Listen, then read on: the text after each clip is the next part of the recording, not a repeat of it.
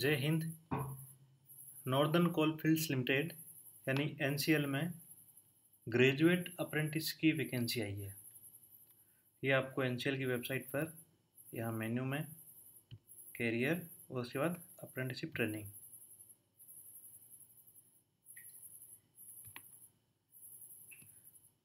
यहाँ पर इसका लिंक दिया हुआ है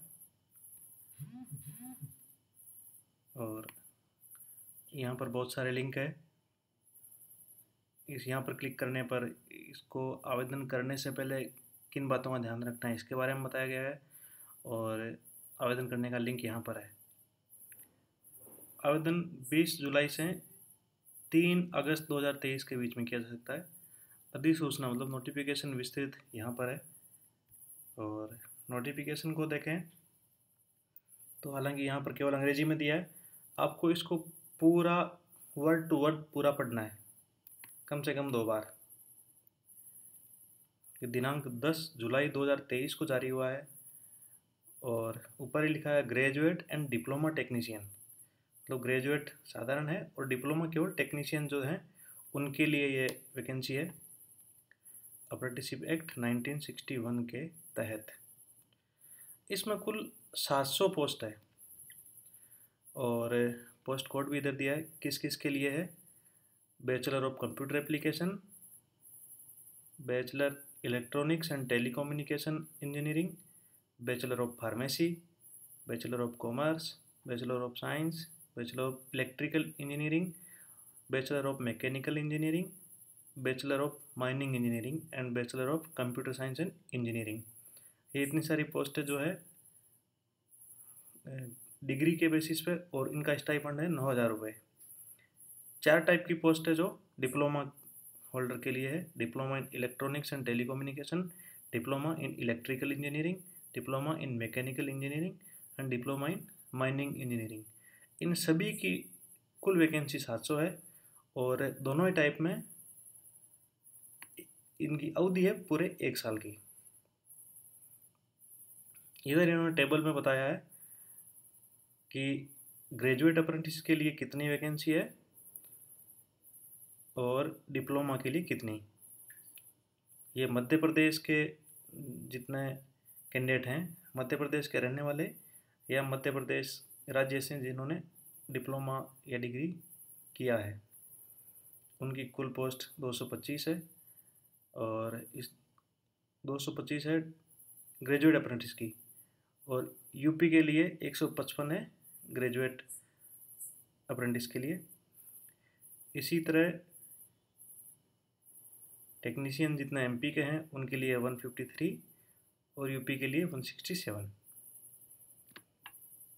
रिजर्वेशन ईडब्ल्यूएस, ओबीसी, एससी और एसटी इन 4 के लिए है और इसमें कुछ सीट जो है पीडब्ल्यूबीडी के लिए भी है जो हॉरिजॉन्टल रिजर्वेशन होता है।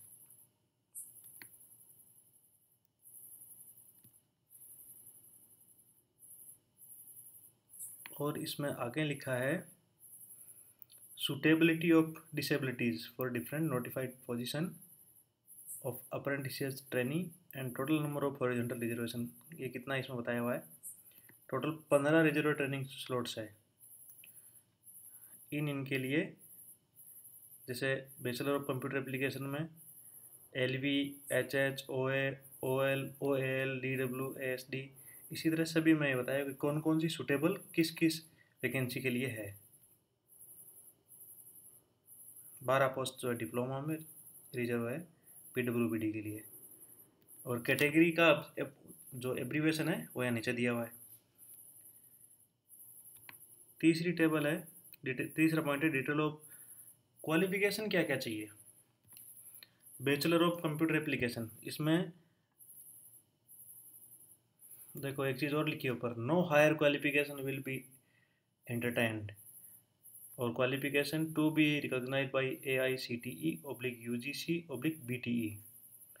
तो कंप्यूटर एप्लीकेशन में जो अप्रेंटिस करनी है जिनको उसके लिए चाहिए 3 year degree in bachelor of computer application from any of the UGC recognised institution और university establishment by the act of centre और state government of UT of India. ये आगे वाली कहानी सब में सेम मिलेगी। Bachelor of electronics and telecommunication engineering में 4 year degree in bachelor of electronics engineering oblique electronics and telecommunication. इसी तरह बैचलर ऑफ फार्मेसी में 4 year degree, bachelor of commerce में 3 year degree, bachelor of science में 3 year degree, bachelor of electrical engineering में 4 year degree, bachelor of mechanical engineering 4 year degree, bachelor of mining engineering 4 year degree, bachelor of computer science and engineering इसमें भी 4 year degree. ध्यान रहे सभी में ये degree जो है ये AICTE और UGC या BTE से अप्रूव्ड होनी चाहिए। आपकी डिग्री अप्रूव्ड है या नहीं है, AICTE की आप वेबसाइट पर जाएं और स्टैटिस्टिक्स करके एक उसमें जो टैब है उसमें आप अपनी डिग्री किस साल में आप पास किए हैं उसको आप चेक कर सकते हैं। इसके बारे में एक लिंक है वो कमेंट बॉक्स में मिल जाएगा। फिर डिप्लोमा में diploma in electronics and telecommunication, इसमें 3 साल का डिप्लोमा होना चाहिए। डिप्लोमा इन इलेक्ट्रिकल इंजीनियरिंग ये भी 3 साल का होना चाहिए। डिप्लोमा इन मैकेनिकल इंजीनियरिंग ये भी 3 साल का होना चाहिए। और डिप्लोमा इन माइनिंग इंजीनियरिंग ये भी 3 साल का। और ये डिप्लोमा भी आपकी AICTE से रिकॉग्नाइज होना चाहिए। जनरल एलिजिबिलिटी रिक्वायरमेंट्स क्या क्या है? सबसे पहला है एज का क्राइटेरिया। एज आपकी minimum 18 years and maximum 26 years. Cut off date इसमें है 30 जून 2023, अर्थात 30 जून को आप कम से कम 18 साल के हो गए हो और ज़्यादा से ज़्यादा 26 ईयर्स के हो, बशर्ते आप UR पोस्ट के अप्लाई करें। अगर आप SC ST या OBC के लिए अप्लाई करें तो नियमानुसार इसमें भी रिजर्वेशन का प्रावधान है। SC ST के लिए 5 ईयर्स मैक्सिमम एज रिलैक्सेशन दी हुई है और 3 ईयर्स फॉर OBC कैंडिडेट्स। जो कैंडिडेट PWBD मतलब person with benchmark disabilities category से हैं उनको age relaxation up to 10 years मतलब up to 15 years for SC ST and up to 13 year for OBC। अगर कोई UR में है तो उनको 10 वर्ष की अधिकतम आयु सीमा में छूट दी जाती है, यहाँ पर भी दी जाएगी। एक बहुत इंपॉर्टेंट है इसमें, candidate should not have passed his oblique her graduation engineering और नॉन इंजीनियरिंग और diploma as desire under table 4 3 year prior to the date of joining as apprentice।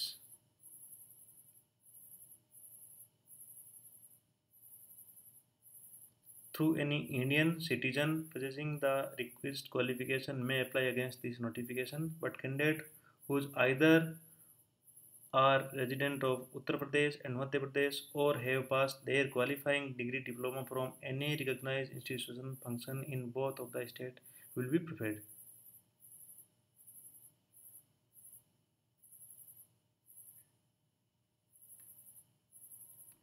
Calculation of percentage।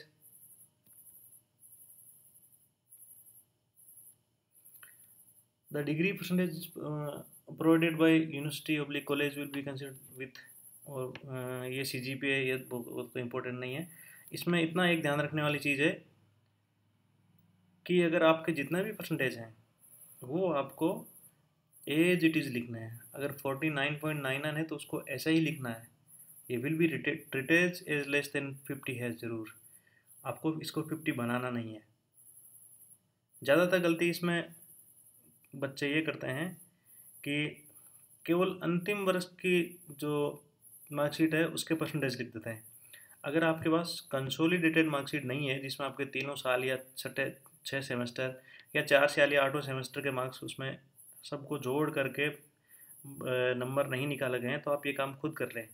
लेकिन आपके 4 साल या 8 सेमेस्टर या 3 साल या 6 सेमेस्टर के मार्क्स उनका सबका जोड़ के फिर उसके बाद मैक्सिमम नंबर में से भाग दे के जो परसेंटेज आता है वो इसमें लिखना है। और वो दशमलव के बाद 2 संख्या तक इसमें अपनी तरफ से कोई होशियारी नहीं करनी है। अगर उसमें एक दशमलव के बाद के एक अंक का भी अगर उसमें फ़र्क पाया जाता है तो आपको डिस्क्वालीफाई कर दिया जाएगा।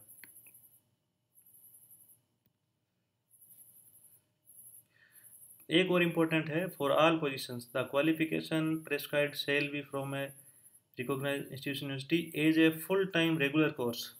पार्ट टाइम भी नहीं होना चाहिए और प्राइवेट भी नहीं होना चाहिए, रेगुलर हो और फुल टाइम हो इन relevant discipline.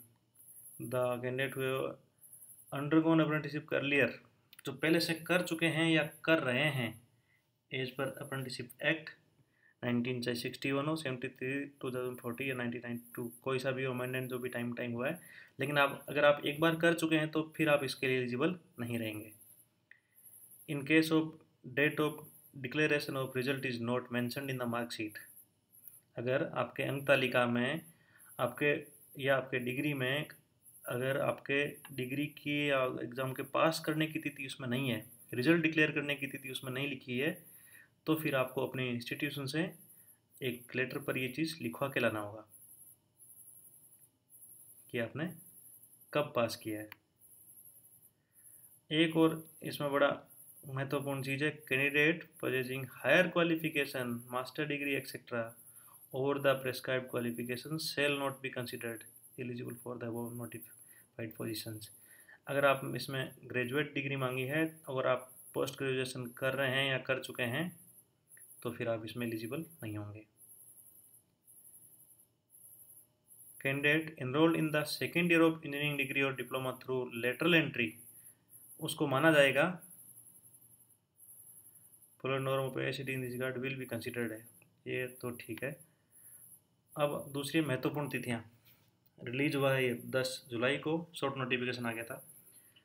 Cut off date determining age in the eligibility in respect of, मतलब आपका एज के बारे में,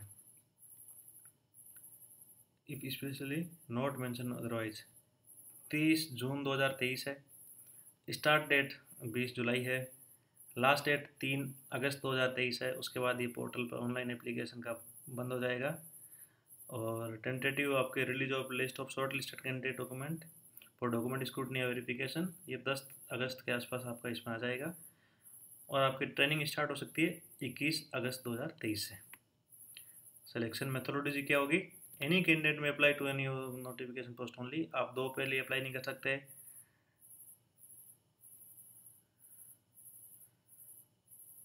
जो कैंडिडेट खुद जो इसमें नंबर बताएगा उसी के बेस पर आपकी क्वालिफाइंग एक मेरिट पोजीशन तैयार की जाएगी। अगर आपने उसमें कुछ गलत भर दिया है, डॉक्यूमेंट वेरिफिकेशन में पाया जाता है, तो हो सकता है आपको बाहर कर दें। The short listing will be done the basis of the information so submitted declare by the candidate. Online application में जो लिखोगे उसी के बेस पे, फिर आपके पास उससे ज़्यादा या कम की मार्कशीट लेके जाएंगे, कोई फ़ायदा नहीं है।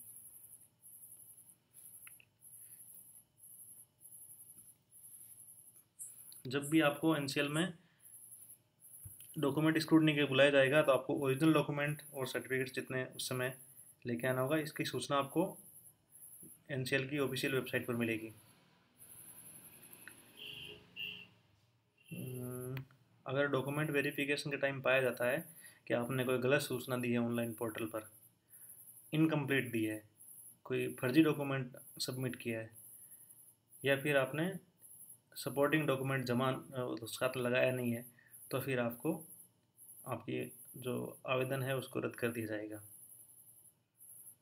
इन the event of failure to report with all original certificate and testimonials within the stipulated time, अगर आपने दिए हुए टाइम पर वहाँ उपस्थित नहीं हुए तो भी आपकी जो कैंडिडेचर है उसको निरस्त कर देंगे। फिर उसके बाद है post scrutiny verification of the provisional merit list panel will be prepared. अगर आप जब भी आपको डॉक्यूमेंट की स्क्रूटनी कर ली जाएगी उसके बाद प्रोविजनल मेरिट पैनल है वो डिक्लेयर किया जाएगा। और for final aggregate mark secured in the respective graduation course on the basis which the candidate applying the same will be published. जो आप बताएंगे उसी के बेस पर। यहाँ पर एक खास चीज़ है कि यहाँ पर 2 separate merit list ML1 and ML2 prepare की जाएगी। देख लीजिए, ये थोड़ी इंटरेस्टिंग चीज़ है। क्या है ये? First merit list ML1 will be contain the name of such candidate who either belong to a resident to the state of Uttar Pradesh and Madhya Pradesh or have passed their qualifying examination from either of states। जो ML1 है उसमें वो लोगों की सूची होगी जो या तो उत्तर प्रदेश एंड मध्य प्रदेश दोनों स्टेट के में से किसी एक के रहने वाले हैं, या फिर उन्होंने अपनी डिग्री या डिप्लोमा इन दोनों स्टेट से किसी एक से किया है, पास किया है। ML2 में कौन होंगे? The second merit list ML2 will contain name of remaining candidate who do not fall in ML1। बाकी बचे हुए जितने लोग हैं वो ML2 में रहेंगे। अब ML1 वालों क्या करेंगे, जो आप सपोर्टिंग डॉक्यूमेंट लगाएंगे उनका आपका ये चेक किया जाएगा कि आपका रियली आप मूल निवास वहीं का है या नहीं है। Prepared following the merit down the position state. और अगर ML1 से भरता नहीं है, अगर सीट खाली रह जाती है तो फिर उसको ML2 से भरी जाएगी। फिर belongingness of particular state will be cross check by the confirming the permanent address of the candidate against address domicile proof. यानी जो भी आप इसमें आपको एड्रेस प्रूफ या जो लिखेंगे उसका आपसे उससे वेरीफाई करवा जाएगा आप रियली उसी स्टेट के हैं या नहीं जो आपने इसमें लिखा है। इन केस ऑफ टाई, अगर किसी दो कैंडिडेट के सेम नंबर हो जाए आपके डिग्री या डिप्लोमा में जिसके लिए आप आवेदन कर रहे हैं, तो फिर उस टाई को कैसे रिजोल्व किया जाएगा। कैंडिडेट को first in the order of their age, उम्र के वरीयता में उनको रखा जाएगा। जितने जैसे किसी दो लोगों के 80% हो गए, तो फिर उन दोनों में से जो उम्र में बड़ा है उसको वरीयता दी जाएगी। अगर दोनों की उम्र भी सेम है तो फिर year of passing of the qualifying degree, जिसने डिग्री पहले पास किया है वो उसमें वरीयता में क्रम में ऊपर रहेगा। आफ्टर कन्फर्मेशन ऑफ फाइनल, इसकी तरह जैसे पढ़ने के बाद फाइनल मेरिट लिस्ट आ जाएगी और मेडिकल टेस्ट होगा as per the prescribed standard under mine rule 1955 के तहत एक रूल बना हुआ है मेडिकल स्टैंडर्ड का, वो सबको पास करना होगा। उसके बाद आपको नियुक्ति दी जाएगी। Fitness certificate from medical officer of a government hospital of rank not less than assistant civil surgeon, उससे नीचे के रैंक का नहीं होना चाहिए, उससे आपको एक फिटनेस का सर्टिफिकेट लेके आना है। इसका फॉर्मेट एनेक्सर 3 में दिया हुआ है। और ये आपका मेडिकल रिपोर्ट है, ये नोटिफिकेशन जारी होने के बाद का होना चाहिए, उससे पहले का नहीं। द डिटेल्स ऑफ टेस्ट, अच्छा जो भी इसमें फॉर्मेट में दिया हो उसमें से कोई भी कॉलम खाली नहीं रहना चाहिए, मतलब कि ऐसा नहीं कि उसमें आधे टेस्ट किए आधे नहीं किए। एक इस पर फोटोग्राफ का भी कॉलम है मेडिकल फिटनेस वाले पे, उस पर भी आपको फ़ोटो पे साइन और स्टाम्प लगवा के लाना है। ठीक है, उसके बाद जो कैंडिडेट फिट पाए जाएंगे उनको अप्रेंटिसशिप के अंदर एंगेजमेंट रखा जाएगा, एंगेजमेंट दिया जाएगा। The contract of engagement will be issued on the successful candidate. जो इसमें इस पूरी प्रक्रिया सफल हो जाएंगे उनका फिर एक कॉन्ट्रैक्ट ऑफ एंगेजमेंट एक होगा अप्रेंटिसशिप ट्रेनिंग का एज पर एक्ट। और मेडिकल वगैरह सब होने के बाद अपने को will be generated through NATS portal के थ्रू ही ये जो कॉन्टैक्ट है वो जनरेट होगा। And has to be said by the candidate, आवेदक को उसको स्वीकार करना ही होगा। The candidate will be made operative between apprenticeship trainee and general manager, यहाँ जनरल मैनेजर HRD और अप्रेंटिस के बीच में एक तरह से कॉन्टैक्ट होगा। उसकी खास बात यह है कि उसमें आपको ये बात ये किया जाएगा कि आप इस ट्रेनिंग के बेस पर नौकरी के लिए कोई दबाव नहीं बना सकते, आपका कोई हक नहीं हो जाएगा कि आपने ट्रेनिंग कर ली तो आपको नौकरी देनी ही देनी है। और उसमें बहुत सारी बातें हैं, कॉन्टैक्ट आप जब जनरेट होगा पढ़ेंगे पता चलेगा। Candidate must sure that the case of contact is respect of, अगर कॉन्टैक्ट नहीं जनरेट होगा जब तक कॉन्टैक्ट जनरेट नहीं होगा आपको इस पर नियुक्त नहीं किया जाएगा, आपकी ट्रेनिंग स्टार्ट नहीं होगी। अच्छा, आवेदन करने से पहले आपके पास क्या क्या होना चाहिए, एक ईमेल आईडी और मोबाइल नंबर जो वैलिड रहे कई दिनों तक। आपका इसमें जो भी कम्युनिकेशन होगा थ्रू वेबसाइट या ईमेल या SMS अलर्ट्स के इसके द्वारा ही होगा, कोई लेटर नहीं भेजा जाएगा। सेकंड कॉपी रेजिस्ट्रेशन कलर, हाँ जो पासपोर्ट साइज़ फ़ोटो है उसके का कुछ कॉपी में पास में रख लेना, कई बार मांगेंगे, तो एक फ़ोटो चाहिएगा। और सिग्नेचर इन ब्लैक इंक से क्या होना चाहिए। Scan copy of matriculation certificate and final marksheet of qualifying degree, diploma और ग्रेजुएशन जो भी है उसका स्कैन कॉपी चाहिएगा। Candidate must certain the correctness of all information, जो भी भरो उससे पहले एक बार चेक कर लेना। ऐसा नहीं हो कि किसी उससे भरवाया कंप्यूटर सेंटर वाले से उसने गलत लिख दिया फिर आपको भुगतना पड़ेगा। अतः आप जो भी भरेंगे आप ही उसके रिस्पॉन्सिबल होंगे, दूसरा कोई नहीं। पूरा भरने के बाद उसका एक प्रिंट आउट और ज़रूर ले लेना। अप्लाई करना कैसे है, NCL की वेबसाइट पर जाना है, जो लिंक बताया था लिंक नीचे इसके कमेंट बॉक्स में मिल जाएगा। ध्यान रहे पेपर बेस्ड एप्लीकेशन इसमें एक्सेप्ट नहीं किया जाएगा। कहीं आप प्रिंट करके भेज दो या कुछ लिख के भेज दो, उससे काम नहीं चलेगा। ऑनलाइन आवेदन करना ही करना होगा। अच्छा, कहाँ पर मिलेगा? वेबसाइट पर। ये होम, फिर पेज, फिर मेनू, कैरियर, अप्रेंटिसशिप ट्रेनिंग, ये इसी तरह आप स्टेप बाय स्टेप जाएंगे तो मिल जाएगा। ज़्यादा तंग होने की जरूरत नहीं। नीचे कमेंट बॉक्स में एक लिंक दे रहेगा, उस पर क्लिक करते ही सीधा वही खुलेगा। सबसे पहले एक कैंडिडेट को, हर एक को अपना रजिस्टर्ड करना होगा उसमें। रजिस्टर्ड करने के बाद उस समय ये मोबाइल नंबर और बहुत सारी चीज़ें पूछेगा। उसके बाद आगे के प्रक्रिया इसमें भरने की पूरी होगी। उसमें जो मांगेगा, candidate has to provide all relevant detail like date of birth, नाम, और जो जैसा मेट्रिकुलेशन सर्टिफिकेट में एड्रेस, परमानेंट एड्रेस और कॉरेस्पॉन्डेंट एड्रेस दोनों, अकेडमिक डिटेल, स्कैन फोटोग्राफ और स्कैन सिग्नेचर, ये इतनी सी चीज़ें। सब कुछ भरने के बाद उसको कंफर्म करना है कि सारी डिटेल जो मैंने भरी है वो बिल्कुल सही है। और उसके बाद पूरा भरने के बाद अपनी एक उसकी एप्लीकेशन की प्रिंट या सॉफ्ट कॉपी ज़रूर पास में रख लें आगे रेफरेंस के लिए, कहीं भेजनी कहीं नहीं है वो। टर्म एंड कंडीशन क्या क्या है, बहुत इंपॉर्टेंट है ये। इस एक्ट के तहत ही है, इससे बाहर कुछ भी नहीं है। आपको कोई आने जाने के लिए कोई टीआरडी नहीं दिया जाएगा।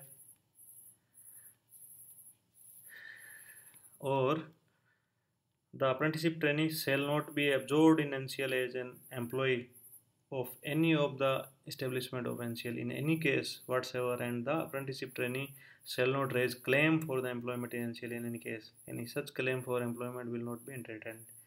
आप इसके ऊपर दावा नहीं कर सकते कि मैंने आपको यहाँ ट्रेनिंग की इसलिए आप मुझे नौकरी पर रखो ही रखो। नौकरी का दावा नहीं बन जाएगा। इसी चीज़ का एग्रीमेंट भी करवाया जाएगा।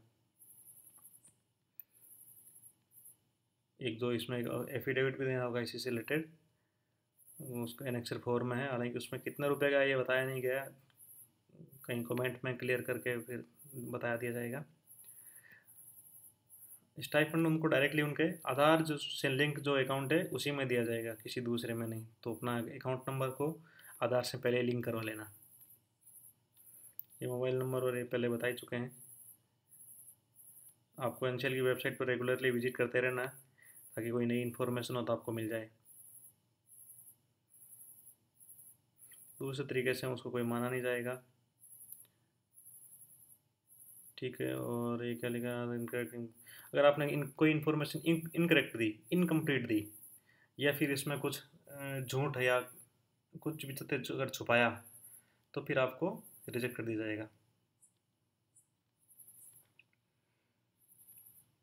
ये अगर आपके टर्म एंड कंडीशन में भी अगर आप कुछ इसमें कुछ भी गड़बड़ पाई जाती है तो वैसे ही रिजेक्ट हो जाओगे। कैनवासिंग, कैनवासिंग का मतलब होता है कि अगर आपने कुछ चीज़ें छुपाई है उसके ऊपर कुछ मतलब उसमें कुछ करेक्शन किया अपने लेवल पे और सही करने के लिए कुछ गलत कर चुके हैं, और इसका कहीं अगर पता चलता है तो आपका वैसे भी आपको बाहर कर दिया जाएगा।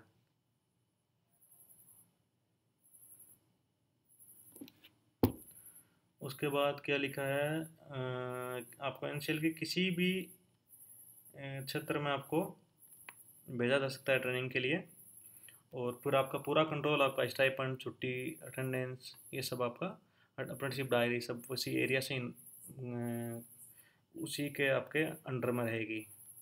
मतलब उसका नियंत्रण उसी एरिया में रहेगा, आपको हेडक्वार्टर से आने की ज़रूरत नहीं है। अगर आप उसमें कुछ छुपाएं तो ये लाइन बार बार आएगी। एनी मटेरियल सुपरसेशन ऑफ फैक्ट और सबमिटिंग फॉल्स सर्टिफिकेट से लीड रिजेक्शन, इससे कुछ क्या आपको रिजेक्ट हो जाएगा। एनी सब्सिक्वेंट चेंज ऑफ, अगर को इस दौरान भी अगर कोई टर्म एंड कंडीशन में कुछ चेंजेस होता है एज पर एक्ट सभी को मानना बाध्य होगा वो। और कोई भी अगर कोई डिस्प्यूट हुआ तो सिंगरौली का ही जो न्यायालय है उसी के तहत विचार किया जाएगा उसका। ये एक और लिखा है कि आपकी वैकेंसी कभी भी रिजेक्ट हो सकती है। Right to adopt any alternative and lawful mode of selection. दूसरा, इसका सिलेक्शन का तरीका ये जब चाहे अपनी मर्जी से चेंज कर सकते हैं, ठीक है। आपको अप्रेंटिसशिप ट्रेनिंग विल भी कोई आपको अकोमोडेशन रहने के लिए, खाने के लिए कुछ भी ऐसा प्रोवाइड नहीं करवाया जाएगा।